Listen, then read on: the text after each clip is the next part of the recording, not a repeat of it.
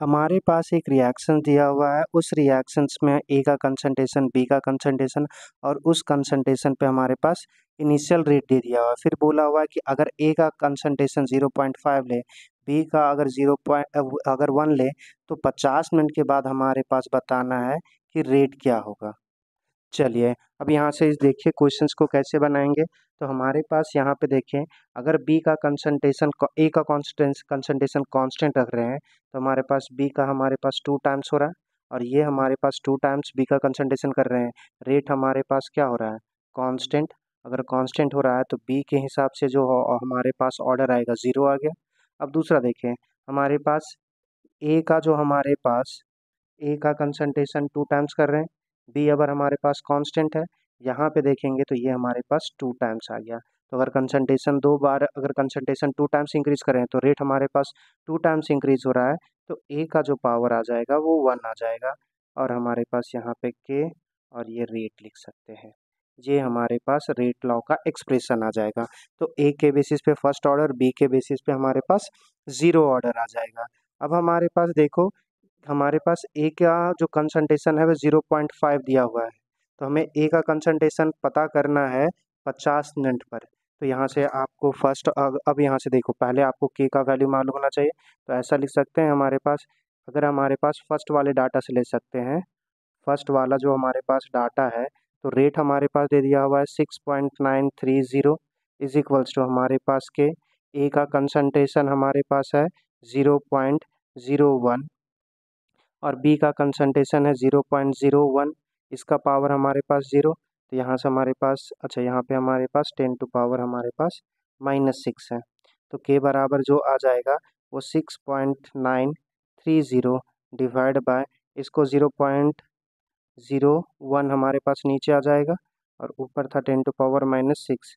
अगर इसको सॉल्व करेंगे तो ये आ जाएगा 6.93 इंटू 10 टू पावर माइनस, ये देखो -2 है, ऊपर चला जाएगा +2, तो ये हमारे पास -4 बचेगा। तो के का वैल्यू निकल गया। अब हमारे पास पता कर लेना है कंसंट्रेशन आफ्टर 50 मिनट्स और जो रेट बताना है वो सेकेंड में बताना है। तो टाइम हमारे पास जो दिया हुआ था, टाइम हमारे पास जो दिया हुआ है वो 50 मिनट दिया हुआ है।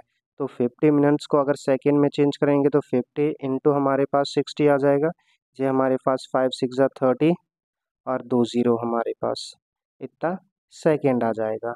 अब नेक्स्ट हमारे पास जो करना है, टाइम पता चल गया, तो हमारे पास पढ़े हैं हमने t इज इक्वल्स टू 2.303 हमारे पास divide by k log of A naught by हमारे पास 80। तो टाइम था हमारे पास 3000, 2.303 के का वैल्यू हमारे पास आया था यहाँ पे, अगर हम लिखना चाहें तो ये हमारे पास कितना था 6.93 इंटू 10 टू पावर -4, ये हमारे पास लॉग आ जाएगा। इनिशियल कंसंट्रेशन हमारे पास ए का जो दिया हुआ था वो दिया हुआ है 0.5 डिवाइड बाय हमारे पास ए का कंसंट्रेशन 50 मिनट पे पद निकालना है या 3000 सेकेंड पे। अब यहाँ से हमारे पास सॉल्व करेंगे, तो यहाँ से अगर हम लोग सॉल्व करेंगे तो ये जो नंबर्स है वो हमारे पास 3 टाइम्स में कैंसिल होगा। अब यहाँ से हमारे पास क्रॉस मल्टीप्लाई करेंगे तो ये हमारे पास क्या आ जाएगा, 3 3 जा 9, हमारे पास 9,000 into 10 to power -4 is equals to हमारे पास लॉग 0.5 बाय हमारे पास 80।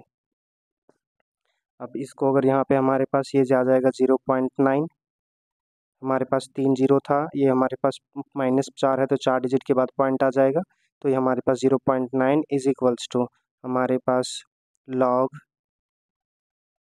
या तो हम लोग एक काम कर सकते हैं कि अगर हमारे पास ये हटा दें, तो ये अगर हमारे पास यहाँ पे बेस था हमारे पास 10, बेस 10 था, तो ये हमारे पास अगर एंटी लॉग ले लेंगे तो ये 10 टू पावर हमारे पास 0.9 आ जाएगा और हमारे पास ये 0.5 डिवाइड बाय हमारे पास 80 आ जाएगा।